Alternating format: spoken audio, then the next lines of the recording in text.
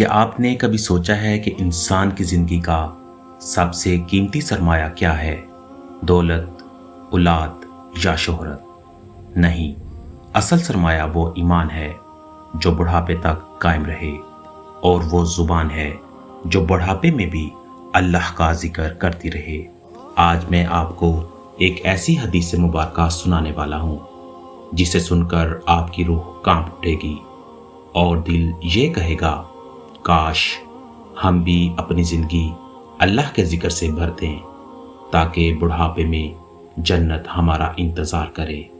بڑھاپا وہ طاقت ہے جب جسم کمزور ہو جاتا ہے، طاقتیں ختم ہو جاتی ہیں، آنکھوں کی بنائی دھندلا جاتی ہے اور انسان کا دل دنیا سے ہٹ کر اصل سفر یعنی آخرت کی طرف متوجہ ہوتا ہے۔ قرآن میں اللہ تعالیٰ فرماتے ہیں، اللہ الذی خلقکم من ضعف ثم جعل من بعد ضعف قوة ثم جعل من بعد قوة ضعفا وشیبة۔ اللہ ہی ہے جس نے تمہیں کمزوری سے پیدا کیا، پھر کمزوری کے بعد طاقت دی، پھر طاقت کے بعد کمزوری اور بڑھاپا دے دیا۔ یعنی بڑھاپا انسان کی آخری منزل ہے، جہاں سے آگے صرف موت اور آخرت کا دروازہ باقی رہ جاتا ہے۔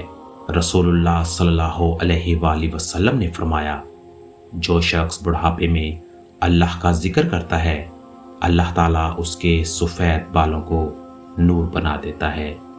ایک اور روایت میں ہے، جب بندہ بڑھاپے میں سبحان اللہ، الحمدللہ، لا الہ الا اللہ، اللہ اکبر پڑھتا ہے تو زمین و آسمان اس کے ذکر کی گواہی دیتے ہیں اور جنت اس کے استقبال کی تیاری کرنے لگتی ہے۔ سوچئے، انسان کے جسم کی طاقت ختم ہو چکی ہے لیکن زبان پر اللہ کا نام ہے، تو یہ کتنا بڑا انعام ہے۔ حضرت انس رضی اللہ تعالی عنہ روایت کرتے ہیں، جو بندہ بڑھاپے میں بھی اللہ کا ذکر کرتا رہے، اس کے لیے جنت کا دروازہ کھول دیا جاتا ہے اور جنت کہتی ہے، اے اللہ کے ولی، جلدی آ، میں تیرا انتظار کر رہی ہوں۔ یہ کتنا بڑا مقام ہے۔ دنیا کے بادشاہ بھی کسی انسان کے انتظار میں نہیں کھڑے ہوتے، لیکن جنت خود بڑھاپے کے اس بندے کا انتظار کر رہی ہے جو اللہ کا ذکر کرتا رہا۔ علماء فرماتے ہیں، بڑھاپے میں ذکر کی قیمت دگنی ہو جاتی ہے۔ کیونکہ جوانی میں تو انسان کے پاس طاقت اور سہولت ہوتی ہے، لیکن بڑھاپے میں جب ہاتھ کانپتے ہیں، زبان باری ہو جاتی ہے، اور پھر بھی کوئی بندہ سبحان اللہ، الحمدللہ پڑھتا ہے تو اللہ تعالیٰ کے ہاں اس کا وزن کئی گنا بڑھ جاتا ہے۔ ناظرین، بڑھاپا ایک امتحان ہے۔ بعض لوگ بڑھاپے کو غفلت میں گزارتے ہیں، وہ سمجھتے ہیں کہ اب کچھ باقی نہیں رہا، لیکن حقیقت یہ ہے کہ یہی وہ وقت ہے جب ہر لمحہ ذکر کرنا چاہیے۔ اگر آپ آج جوان ہیں تو یہ سوچ کر غافل نہ رہیں کہ ذکر بڑھاپے میں کریں گے، نہیں، اگر آپ آج سے ذکر کو عادت بنائیں گے تو بڑھاپے میں یہ ذکر آسان ہو جائے گا، ورنہ زبان بوجھل ہو جائے گی اور توبہ کا وقت نہ ملے گا۔ روزانہ صبح و شام کم از کم 100 مرتبہ سبحان اللہ و بحمدہ پڑھیں۔